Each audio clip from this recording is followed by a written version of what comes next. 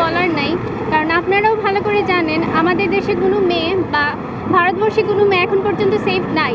আমরা কোথাও রাস্তাতে সেফভাবে বের হতে পারি না। তো দেখা যায় আমরা অনেক সময় রাস্তাঘাটে বেরোলে বিভিন্ন হ্যারাসমেন্টের শিকার হচ্ছি, কিন্তু এটার কখনো প্রতিবাদ হয় নাই, বিচার হয় নাই।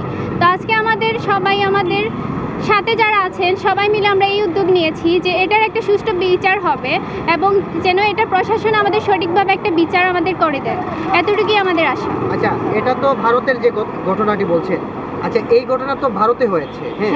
এখন আপনারা ভারতে কোনো আপনাদের আয়োজন হচ্ছে এরকম কোনো? হ্যাঁ, অবশ্যই। আমরা তো কালকেও দেখলাম ভারতের সারা রাত জেগে মেয়েরা আয়োজন করেছে, মিছিল করেছে। শুধু সেটা ভারতে হচ্ছে এমনটাই না, আজকে ঢাকা বিশ্ববিদ্যালয়ে রাত 10টায় মেয়েরা আন্দোলন করবে।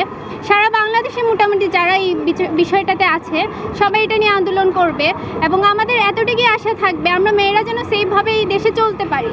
আমরা মেয়েরা যেন কখনো কোনো হ্যারাসমেন্টের শিকার না হই, কখনো যেন রাস্তাঘাটে বের হতে হলে আমাদের দুইবার না ভাবতে হয়। আচ্ছা, এই কারণগুলো, ধর্ষণের কারণগুলো প্রধান কারণ কি মনে করছে? সেটা হচ্ছে আমাদের দেশের ছেলেরা বলতে পারেন, যাদের সুষ্ঠুভাবে সুষ্ঠু ফ্যামিলি তাদের শিক্ষা দেয় নাই, তাদের শিক্ষার ঘাটতি আছে বলেই তারা মেয়েদের সম্মান করতে পারে না। তাদের মা বোনের প্রতি আমার মনে হয় না তাদের এই সম্মান আছে, থাকলে মনে হয় না তারা রাস্তায় বের হয়ে মেয়েদের এইভাবে হ্যারাসমেন্ট করতে পারে। তো সেটা সব থেকে বড়, সেটার দোষী আমি পারিবারিক শিক্ষাকেই বলবো। তাদের যদি পারিবারিক শিক্ষা থাকতো আর আমাদের দেশে যদি সেভাবে আইন গঠন হইতো, তাদের শাস্তির যদি ওইভাবে বিচার করা হইতো, তাহলে তারা এই কাজটা করতে দুইবার ভাবতো, কিন্তু তারা সেই ভয়টা এখন পায় না।